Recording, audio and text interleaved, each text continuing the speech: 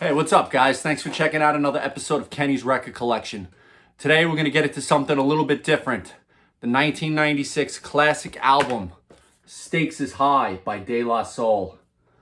This is one of my all-time favorite albums, and I believe it's De La Soul's best record. It's arguable. Everybody's got their opinions, but to me, this is their best album. And, this I've had forever, and it's in terrible condition. But believe it or not, this is a very desirable record because this album became considered a real classic kind of after its time. It was slept on, I feel. And, there's a lot of, like Jay Dilla has some production credits on this. Mos Def made a really early appearance. I don't know if this was one of his first times on an album. But it's very early for him. Also, Common or Common Sense back then, very early appearance for him. And it's a great album. De La produced most of it themselves, formerly working with Prince Paul on all their other albums, which he's a dope producer, but they went off and they did things the way they wanted to, and it's just such a great album. If you don't have this, check it out. But my reason for making this video, they just recently acquired the rights to all of their masters and the rights to their songs. All their samples were cleared, so they're able to re-release their music. So this is a brand new reissue, and now it's on double vinyl. This original right here was a single record, and they had to omit a lot of the skits and a lot of the interludes and the intro and the outro.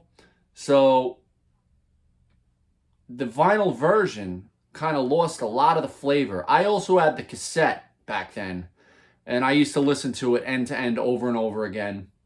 And it had a lot of cool little interludes, and this version doesn't have any of that. And so right now I'm just going to compare the differences. I mean, you could see off the bat, the re-release, the cover art is not as clear. The original is on top, and it's just a lot more defined. The blacks are just really, really deep on the re-release, and it kind of takes away a lot of the image. I mean, I love this cover. I have no idea what it's supposed to really mean, or if it's like a stock photo that they found and they just kind of put Stakes is High on it.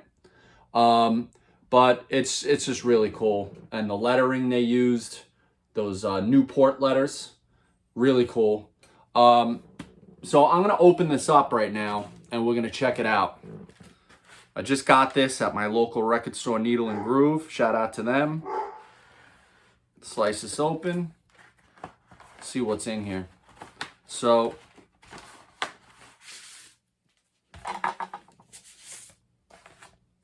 two heavy records.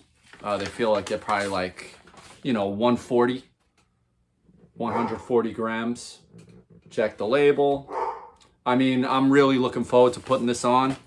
Comes in a nice sleeve with the plastic on the inside.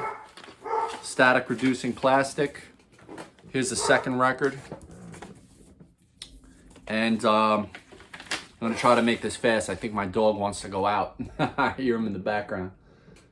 So, got that.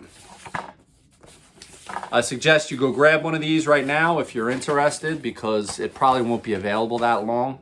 But you never know.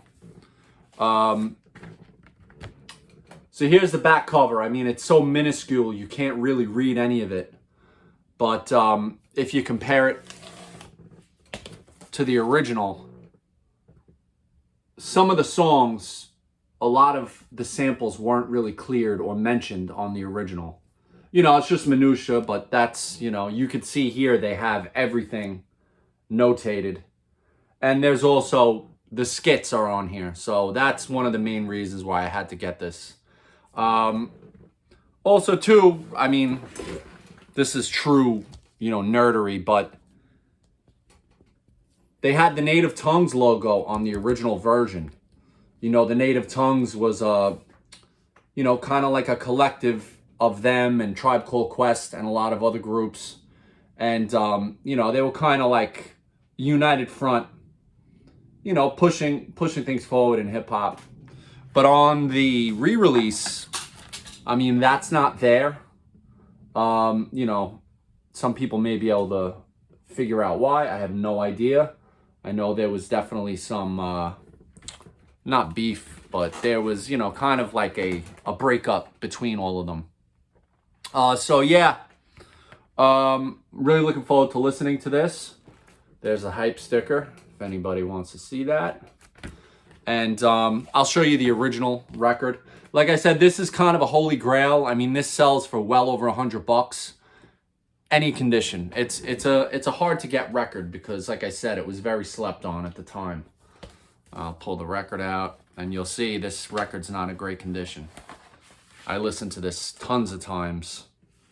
Now, they use the white label on this. The new version is black label.